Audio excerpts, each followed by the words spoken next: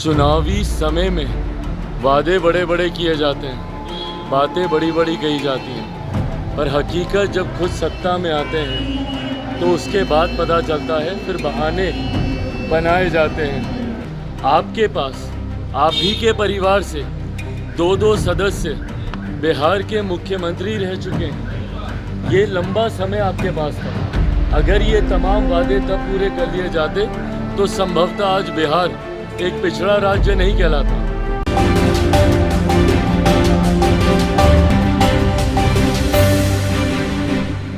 Patna airport पर लोक जनशक्ति party के राष्ट्रीय अध्यक्ष चिराग पासवान से पत्रकारों ने जब सवाल किया रोजगार के माध्यम पर, तो उन्होंने जवाब देते हुए कहा कि बिहार में किस तरह से रोजगार मिल रहा है और लोगों को कितनी बेरोजगारी है, आप खुद देख लीजिए। किस तरह से वो नौकरी देते हैं और नौकरी के सवाल पर जमकर अपने विपक्ष को तंज कसते हुए एक बार फिर से नजर आए चिराग पासवान। देखिए इस पूरी रिपोर्ट में।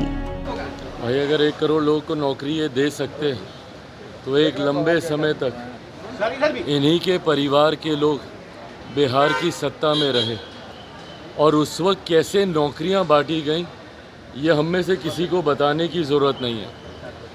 चुनावी समय में वादे बड़े बड़े किए जाते हैं, बातें बड़ी बड़ी कही जाती हैं, पर हकीकत जब खुद सत्ता में आते हैं तो उसके बाद पता चलता है, फिर बहाने बनाए जाते हैं।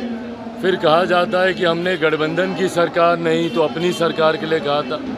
ये तमाम बातें कही जाती हैं। हकीकत है आज की तारीख में ये लोकसभा के चुनाव हो रहे हैं, और लोकसभा के चुनाव में बिहार की जनता ये मन बना चुकी है कि पुनः तीसरी बार मौजूदा प्रधानमंत्री जी को ही देश का प्रधानमंत्री बनाना है। और उत्तर प्रदेश को उदाहरण के तौर पर बिहार के लोग भी देख चुके हैं कि सही मायनों में एक डबल इंजन की सरकार ही राज्य का विकास कर सकती है। आज एक लंबे समय के बाद बिहार को ये डबल इंजन की सरकार मिली है।